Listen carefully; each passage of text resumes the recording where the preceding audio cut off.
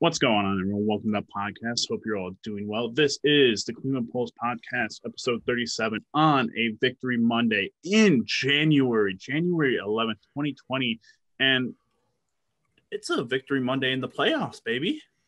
Huh? Wow.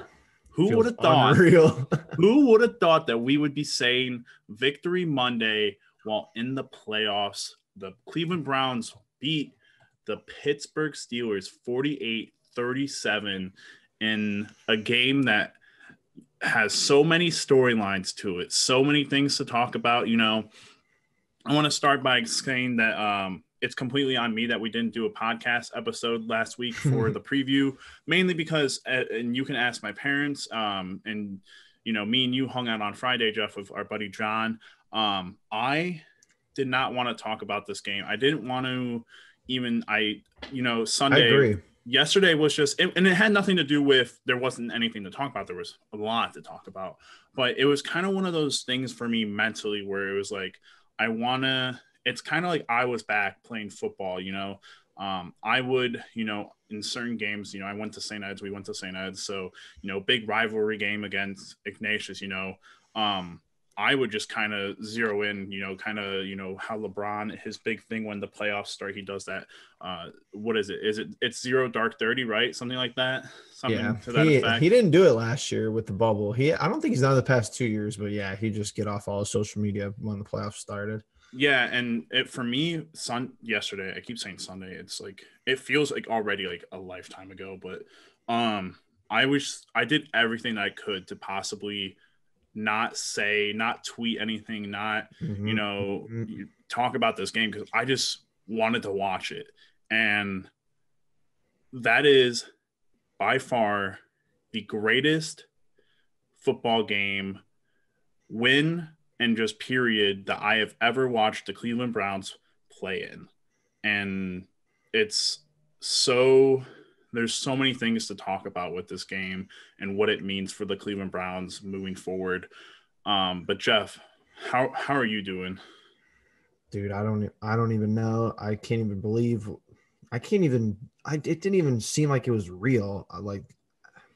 But you're right though. I wasn't saying nothing. We talked a lot Friday. We talked and, I've been texting people, but I'm not going to say anything. I'm not going to tweet anything on social media beforehand. Now it's bloodbath, bloodbath, which is awesome. Finally, for once, but I'll let other people talk. We'll let other people. That's how our team's been all year. That's how the fans are. Some of them are, a little bit, we're passionate and sometimes it gets out of control, over the top, but most times it's the other teams talking, not us, not this team. This team has great leadership and just playing with a lot of confidence, unparalleled confidence. And I hate to break it to people, but that's what needed to happen.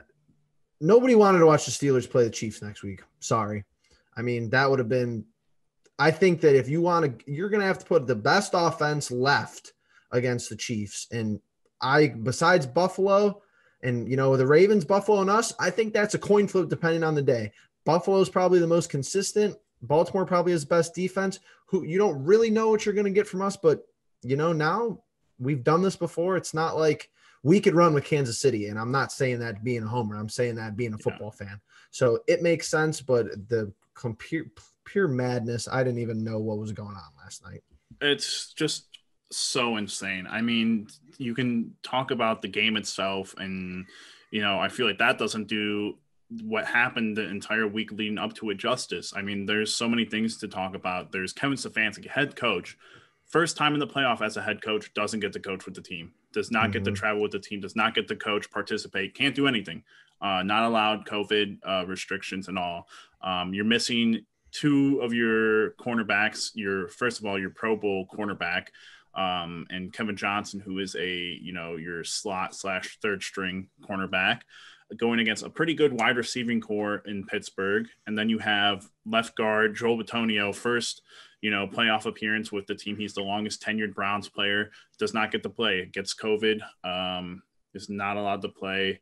And then you have Thursday or Friday, JuJu Smith-Schuster possibly does the worst thing that you could do as an opposing team facing an underdog, and that's kind of just simply disrespect the team and kind of pay them no mind, which came back to bite not necessarily JuJu, but the team, the Steelers in general, right in the butt. And, you know, this game, 28-0 in the first quarter, kind of. Before I even knew what was going on, felt like I blinked and we blinked and it was 21-0. I can tell you that. Right. And, you know, there's obviously the fumble, the snap over, I don't know if you want to call it, it's a fumble recovery, essentially a snap over Ben Roethlisberger's head goes.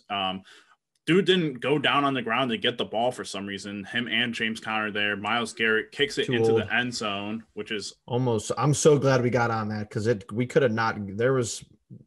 We probably could have messed that up very easily. Yeah, absolutely. And I mean, obviously, it's one of those things. It's like if you remember back to the first game we played against Pittsburgh, Baker throws an interception on the first drive. That's a pick six, and you know, no looking back for the Steelers at that point. And shout out to my mom really quickly because we sit at the dinner table. We're sitting at the dinner table Sunday before the game and everything, and she goes, "So what's your prediction for the game and everything?" And I go, "Mom, I'm not even talking about the game with Dad. Like I'm not even talking about the game like with anyone right now. I'm just, you know, I'm waiting for the game to happen."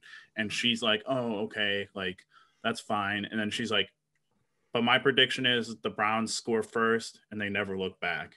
And, you know, they didn't look back. They kept the lead. They kept a 2-score lead the entire game. And my God, did things stumble out of control for Ben Roethlisberger and the Steelers offense. He just, I told you Friday, and I told you, I think after the game on Sunday last week, I think Mason Rudolph should have played this game, and I think there was real consideration. They're never playing him there, though. Yeah, but like I think there should have been real consideration to replace Ben Roethlisberger at halftime. But well, me and you talked about it. I mean, during the week, we basically said, you know, sure. I mean, we kind of thought Denzel and Kevin Johnson might be back, so you know, we'll give Mason Rudolph a bump there for not having to play not even two of our starting corners, one of our starting corners, and the guy who's been starting all year. So, I mean, I'll give him a bump there. But then when we heard the news that, you know, Denzel and Kevin Johnson weren't coming back, we basically said, Rudolph, could Big Ben played any better last week than Mason Rudolph did? And the answer was probably not, just because he turned the ball over once, which – what have I been saying all year? We get turnovers in bunches. Now I'm nervous, but I mean, our defense should be healthier next week. Hopefully we don't have COVID problems, but I mean, just big guys stepping up. BJ Goodson, that was him being back was huge. MJ Stewart, huge game. Just exactly what we needed. Small pieces of the puzzle just coming together perfectly at the right time. Yeah. And you know, we can, man, it's so hard to like pick where I want to like go with all this. I want to stick with just talking about the Steelers and, you know, how they weren't able to do anything offensively and defensively. They were not able to do anything. And, you know, coming into this game, we don't have Pro Bowl left guard Joel Bitonio. Okay. There's thoughts of maybe they'll move Wyatt Teller to left guard, play him there. They end up having Dunn play left guard, and then, you know, right tackle, first team right tackle Jack Conklin goes out. Kendall Lamb's in. First play, Kendall Lamb's in. TJ Watt gets past him and, you know, gets a penalty for holding. And then Dunn goes out and he has to play. And a dude who just got signed off the waivers has to play left guard in the biggest game of the Browns season this year. And that defense was not able to do anything. They were not able to get the sacks and the quarterback hits that they had got in the first game this year against us. And man, I just think that was the complete opposite of what was going to happen for them defensively. You know, they had, I think, 2 or 3 drives where they did get us on 3 and outs, but besides that, we were money on offense, and it was crazy. And like I said, you know, after the first quarter, second quarter, you start playing prevent defense a little bit too much, and you know, you let the short things happen, and you let them play in front of you a little bit, instead of trying to let the big deep plays happen and let them get back too quickly. Obviously, some things to clean up there. We got to learn to play those games a little bit better, but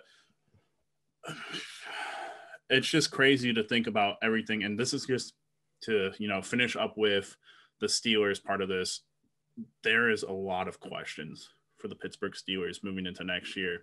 Is Ben Roethlisberger going to retire? I think he has a year on that contract, but him sitting on that bench crying, the greatest picture / 15-second video I got saved in my camera roll right now, with Pouncey as well, sitting there crying next to him, and JuJu crying, and Claypool looking in disbelief and everything. I mean, that Steelers organization, they're really going to need to figure out, hey, can we roll with this team again next year? Do they have enough confidence to roll with this team next year? Or if the wheels start falling off the bus, like Roethlisberger decides to retire, I'm wondering, Villanueva, is he going to retire? Is Pouncey going to retire? Is Hayward going to retire? Are these guys going to, if they plan on continuing to play, are they going to want to be with this organization anymore? Are they going to want to, because they got to get paid. A lot of guys got to get paid. TJ Watt's got to get paid. There's a lot. Juju's a free agent, and I'd be surprised if they re-signed him. But there are a lot of questions that need to be answered by the Pittsburgh Steelers moving forward. And for once, it's not the Browns, and it's the tides. The tides are turning in this rivalry. It's the start of something beautiful here in Cleveland. So that's where I'll end up with the Pittsburgh talk, unless you want to add on to that a little bit.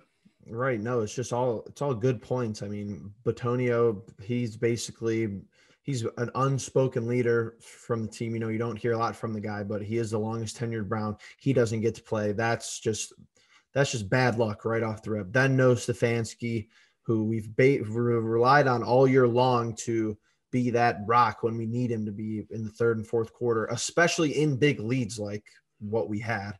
You can't predict that we're going to be out to 28-0, but he's done a good job not blowing those leads. Cleveland Browns teams in the past would have blown those leads, and just kind of against all odds. Yes, everybody's not 100% coming to the playoffs. They have some injuries. We have COVID, whatever, but you're 100% right about the off season. Those are the last games we're seeing in those guys playing in Steelers uniforms. I'm almost convinced, 90+% convinced. That's Big Ben's last game. That's Pouncey's last game. They're not re-signing JuJu. They're probably not re-signing Connor. Tyson Alualu's probably gone. They're going to pay TJ Watt, and then they're going to see what they could do from there. I guess they got Rudolph, but besides that, man, they're going to be a totally different team next year. They're going to be way less talented. Their defense is going to be not as good. Bud Dupree, he played his last game for them weeks ago before he got hurt. Crazy. But totally different landscape of the AFC North. Browns and Ravens on the uptrend. Even Cincinnati's on the uptrend. You got to say Pittsburgh's on the downtrend. Either way you look at it, they got a good organization. They'll probably be more or less fine compared to most teams that rebuild, but they're not going to be. I'm cool with not playing any of those guys anymore. Yeah. What's crazy to think about this, and this should be our finishing point because, want to talk about the Browns, but I wonder that organization just, for as long as we've been alive, has just been relevant, has been a good team all the way through and through. I wonder how much they're going to be in purgatory with this team moving forward if all those things do happen, with all those guys retiring and moving on. I mean, there is a sense that you could not win enough games to make the playoffs, but also not lose enough games to get good enough draft picks to Right. change the organization and everything. And it'll be interesting to see how that works out for them. But enough of those losers. Moving on to the Cleveland Browns and talking about those guys, a bunch of winners on that side of the ball. Let's get into the stats. First of all, offensively, stellar. I mean, everyone was just on point, and Baker Mayfield, this is his time to shine. This is his time to make his argument for why he's the team's franchise quarterback, and why they should give him that extension that is up in the air. It's been up in the air since the beginning of the season, and whether or not they were going to pick up an extension or what they were going to do with Baker Mayfield, and he was just efficient last night. Didn't take a sack. A lot of that, is on great offensive line play, but also in the part of Baker getting the ball out of his hands. Nick Chubb and Kareem Hunt. I mean, Nick did his thing again, rushing on the ground, 18 yards for 76 carries. Kareem 8 for 48. But, they kind of switched roles. Nick Chubb and Kareem did a little bit. Nick got them into the red zone, and then Kareem would finish off with 2 touchdown runs. But Nick would actually end up playing Kareem's role and catch a screen for a long touchdown. This offense is just stellar right now. Baker, 21 of 34 for 263, 3 touchdowns and 0 interceptions, 0 turnovers, ran for a nice first down. This team is, you said it about the facing the Chiefs next week. Offensively, we can get into these shootouts and we can compete with other teams if we are efficient like we were. And props to Alex Van Pelt and Mike Prefer. Great job. Unbelievable job from them. And, there's something to be said with Kevin Stefanski probably, trusting those guys, but also being able to drill in his identity of his offense into those guys and what they did. But my God, after those first those 2 drives in the third quarter when we came back out, kind of stalled, you were worried that Van Pelt was just going to stick to running the ball on first downs and everything, but came out in the third series, threw the ball well, and my goodness, is it just an amazing scene with all these guys and how they work offensively. My favorite thing, though, and Jeff, I have to explain this, but I'm sure you noticed it. When we go 5 wide, I used to hate it. I used to be like, why are they doing this? They need to have someone in the backfield to protect Baker. I still hate it, but it looks better. But let me tell you why it's so good and why it's now my favorite formation I see. You take Austin Hooper, you take a tight end, you flex him all the way out on one side, cornerbacks on him. Then you flex Kareem Hunt or Nick Chubb all the way out on the other side and get another cornerback stuck on him. And then you get Jarvis Landry right up the middle on a linebacker and just makes them look silly. It's middle the greatest thing. Wide open. It's the greatest formation we have right now besides Nick Chubb single in the backfield. I mean, it's just phenomenal, and it's got to be something that, opposing teams need to start being like, all right, we need to figure out if we have a linebacker that can cover one of these 2 guys and then hopefully just switch one corner off, because you can't let those easy playmakers like Jarvis Landry get off on a linebacker. I mean, we absolutely picked apart their defense for, the good majority of the game. They had a couple of good drives where they, we had, besides 2 Rashard Higgins drops and me at some point in the fourth quarter thinking we were going to have to flex one of our tight ends to be an offensive lineman, it was a perfect game. Because, I mean, I was like getting JuJu out there, but we don't even know Baker doesn't even know who this guy is. Who cares? But we're dumping off screens right where the blitz is coming from. Our coaches through Kevin Stefanski gave Baker put him in the best spot to identify their defense. And we knew that we were going to be able to run on them. Teams have been running on them all year long with some of their key injuries. And, in other parts of the field, we just looked so much better than them. With our prevent defense, they were getting a bunch of yards, whatever. But when we needed a first down, it seemed like we were getting them, and we weren't even just getting them. We were getting the first down. We were getting 10, 15 plus yards. We had a touchdown. We had that Jarvis touchdown on the 3rd and 5 in the first quarter. But, dude, our running backs are unbelievable. We got the best running backs in the league. We got the best offensive line in the league. Even our backups are good. But I don't know, man. It's just that we didn't even use any trick plays either. I thought we were for sure going to go into the bag, and we just stuck to the game plan for probably 3.5 good quarters, and that's all what we needed. Yeah, I mean, insane games. I mean, by everyone on the offensive side. Props to the offensive linemen that had to come in and fill crucial roles. I mean, to have Dunn go out and have a backup play is just insane. Kendall Lamb on the right tackle being able to control TJ Watt for the most part after his TJ first Watt, snap. Not that big of an impact, really. I mean, a couple plays where he goes totally unblocked, I guess a little miscommunication and on runs and that. But I mean, he wasn't no big blow up plays in the backfield. Didn't see any huge plays out of Minkah Fitzpatrick. You know, it's not that hard when it's basically when you're boiled down to it, it's TJ Watt and Minkah Fitzpatrick. That's basically it on their defense, as far as I'm concerned, the team we were playing last night. And you limit both of them, take them out of the game. Yeah, and incredible games offensively. And then you go to the defensive side, and you just had guys step up essentially on the defensive side of the ball. Turnover wise, MJ Stewart, I think besides the one touchdown pass that I think JuJu had on him, where he just did like a slant across the entire field. Great game by MJ Stewart. He really stepped up and played a big role.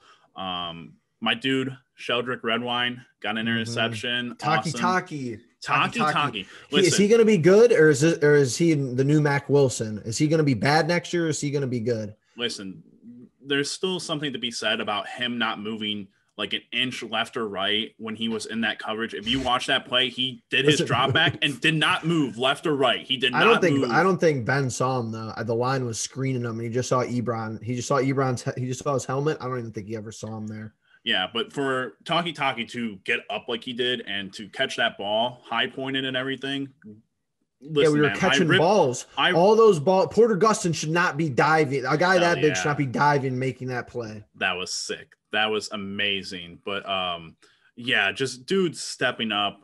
It was really great to see all the defensive players. Getting BJ Goodson back. I've ripped on our linebackers all year. We'll re-sign him though. I'll re-sign Goodson. He looks pretty good. There's something to be said about having someone who instills a culture, even if he's not the best player or even a top 5 player on that defense. He has, and it's kind of the setting of the Mike linebacker, and it's the job of the Mike linebacker to kind of set the tone of the defense. And you could just tell from last week, Jacob Phillips, a rookie, he's just, getting guys in position. But BJ Goodson does instill the confidence of, a gritty defense, and he played really well.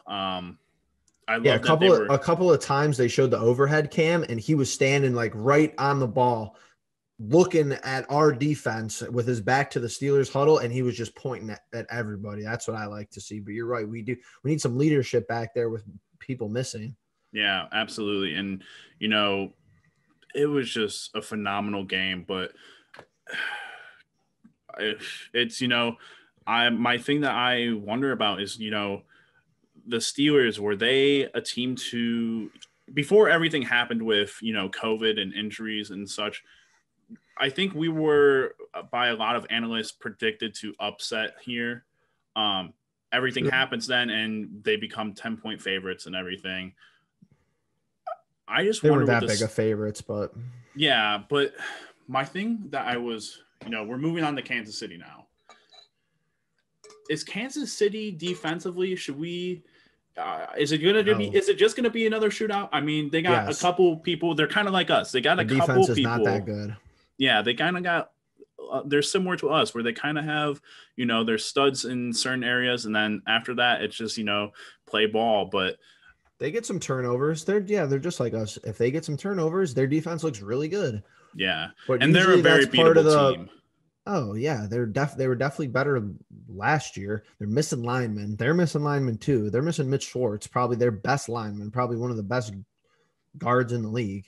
And hopefully we have people back. I mean, we could get to that we could just continue the tradition of no preview. But I mean, if we get Denzel and Kevin Johnson back, I don't know who is guarding Kelsey, but Tyreek Hill, Denzel and Tyreek Hill, and everyone else, we could game plan around that. Hopefully. Yeah. And they've had a lot of rest. You saw it this week. Pouncey and Big Ben don't play last week. I don't know how those guys had no idea what they were doing on the first play of the game. I don't even know how that happened.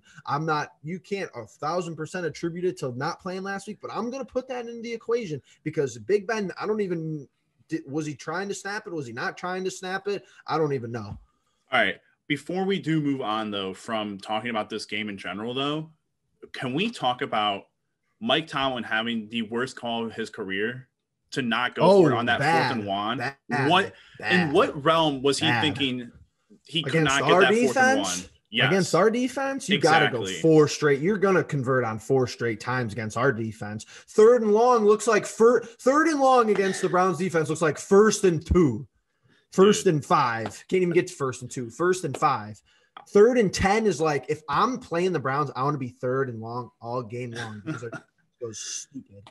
Yeah, I mean, that was just an insane, and Collinsworth, awful announcer to listen to. I was going to mute their ass. Oh my God, just awful. But the one thing that he said that he was right on is like, I would have gone for it on 4th down. Hell yeah, I would have gone for it on 4th down. I don't know why they fireable offense for if that's not Mike Tomlin. There's like 90% of the coaches in the league that's fireable. Yeah, very much. But I do want to just show really quickly a picture. I don't know where we're gonna take this. The rest of the podcast. I don't know where you want to go with it, but I do. Wherever. We could go anywhere. I think this is very much worth showing. This picture right here. Playoff game. This picture right here. My dad came into my room this morning and asked me if I, saw this picture, and he's like, the exact words is, "This is the next decade of Cleveland Browns football. If the Browns do everything right, this is the next decade of Cleveland Browns football. This is your future. This is your team. Myles Garrett leading the defense and Baker Mayfield leading the offense." These two consistently talk about one another when it comes to the topic of changing the culture for Cleveland. Baker Mayfield, when he was at the Combine, was asked about potentially being drafted by the Cleveland Browns. And he said if there was anybody that was going to change the culture there, it would be him.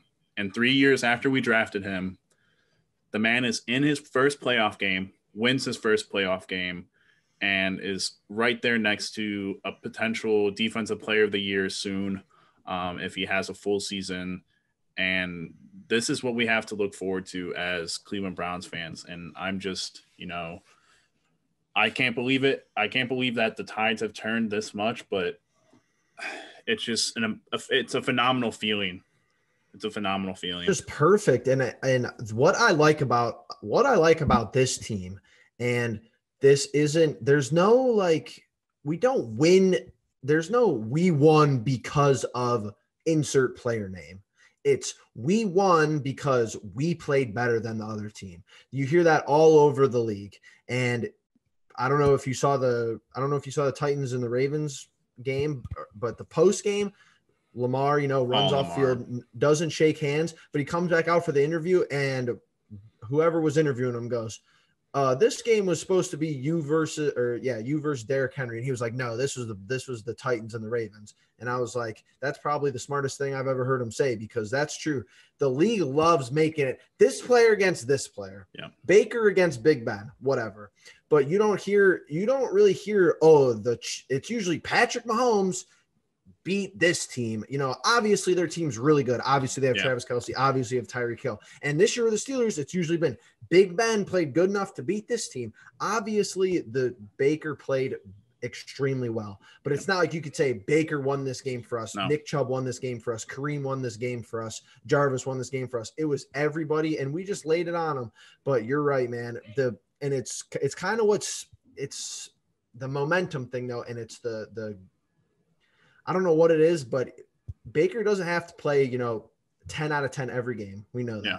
But his confidence has to be 10 out of 10 every game, and that translates to his play. He's confident on the sidelines. He's walking around. He looks poised. The whole game just feels different.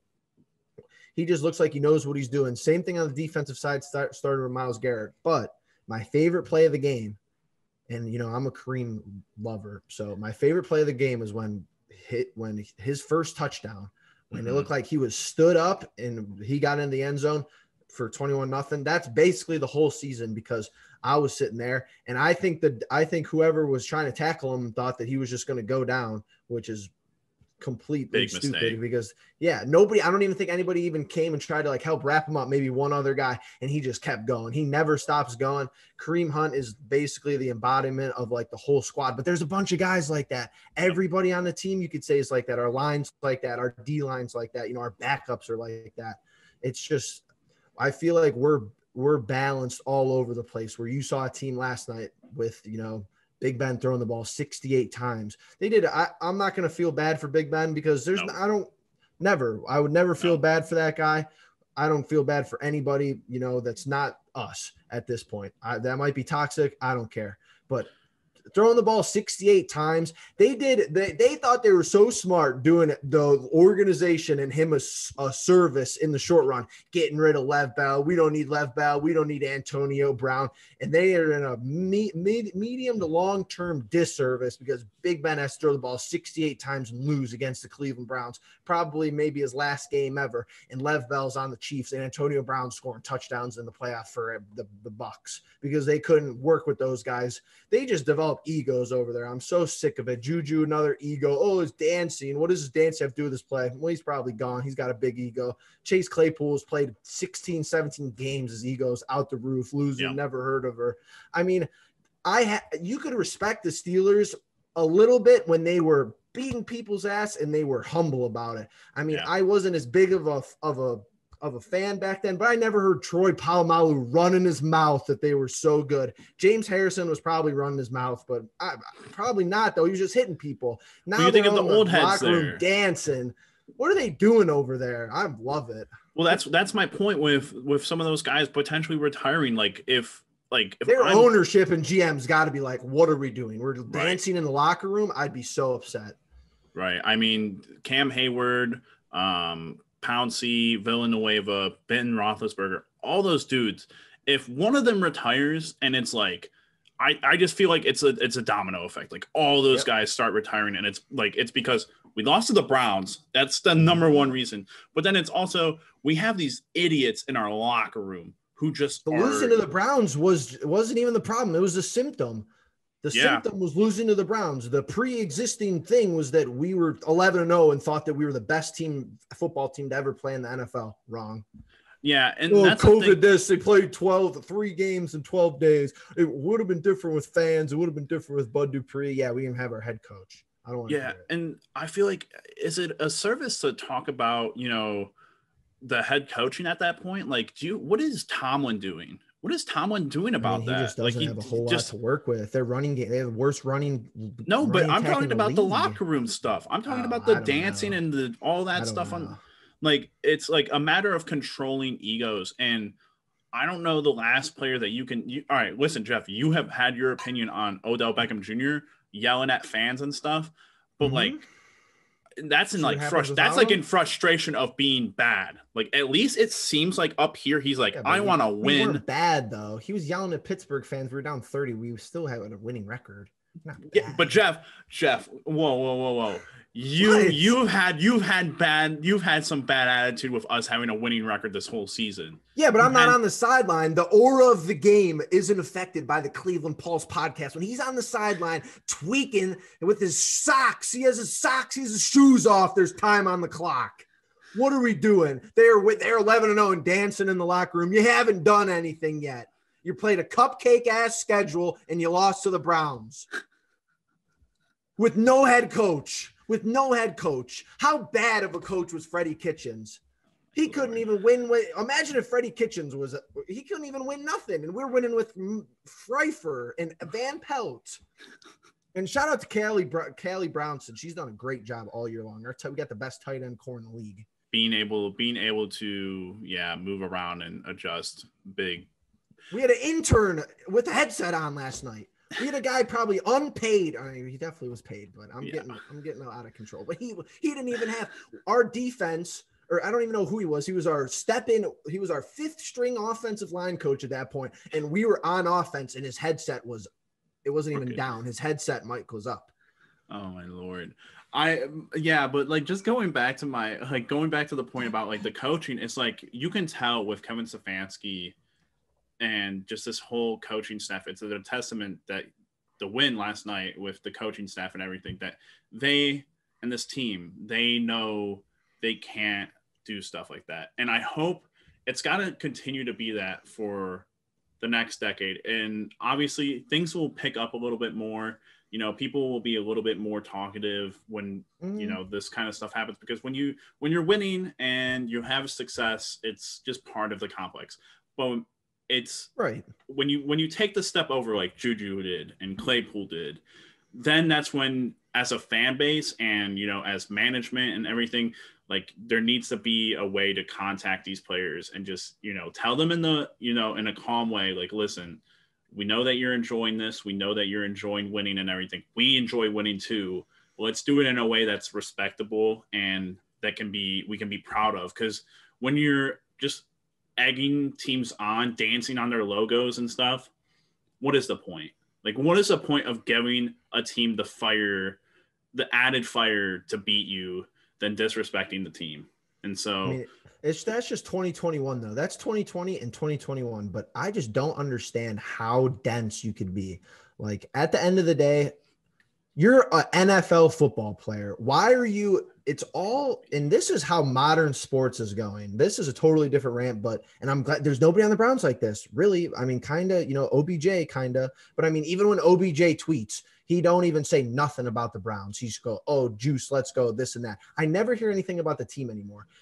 JuJu's dancing on other teams' logos. You know, is that a problem? Is that going to affect his play in the field? That's going to affect how the defense plays. I can tell you that because they're going to be grinding their backside off trying to get to him. But Absolutely. Is that really a problem? No, but that's developing a habit that's probably not good. His @ on social media is literally Team JuJu, @Team JuJu. It's all about building your own brand in 2021 because, I'm going to retire eventually and I'm not going to get my checks from this organization. So I got to have all these TikTok followers over there and I got to be giving away Teslas, sponsored this and that. And you could win a free Tesla. And I see him everywhere, but I never see him on the field. And then it's like, say something about your own team when you get interviewed. Their name was Great Faces. He loved saying the Browns. He was saying the Browns all week long. I don't hear one thing about the Steelers from him. Okay, yeah. Fine with me. I guess he probably thought he was gone, and he probably is right. Yeah. It's crazy that all this happened because of one night in the NFL, huh? Crazy to be in this situation. Awesome. Love it. Been way too long since the last time someone's probably been able to talk about this with one of their buds, but I'm happy that I'm 21 and getting to be able to talk about it because God 37 God knows, episodes in. 37. Me and you started first season we've been doing this. Wow. We must be good or something. We must be the good luck charm. Must be. So, but Jeff, unless you got anything else, man, I think we'll wrap this one up. Yep, I totally agree. Buckeyes back at it tonight. You know, hopefully two games that Ohioans have been predicted to lose. The state might burn. COVID's gonna run rampant, which is people need to chill out. But still, I mean, Jeff, I think I'm gonna lose. Like last night, I lost probably a good amount of sleep because I was just so excited. Probably same thing tonight. So my voice was torched at halftime, so I'm screaming. Absolutely, but go Bucks tonight. But with that, we're just gonna wrap it up, everyone. Thank you so much for watching and listening. We really do appreciate it. We've moved now to a new YouTube channel. If you guys are watching this, please notice that we are on a new YouTube channel. Thanks to Jeff. Jeff is taking over a lot of the kind of managerial kind of processes that we go through with this, and so he's uploading stuff now. If you guys could please leave some subscribes on that new YouTube channel, it would really help us out. Same thing with the likes, the comments, sharing it with your friends and family and all that. It would really mean the world to us. It would really help us out, and we do appreciate it. So thank you all, and we'll catch you in the next one. Peace.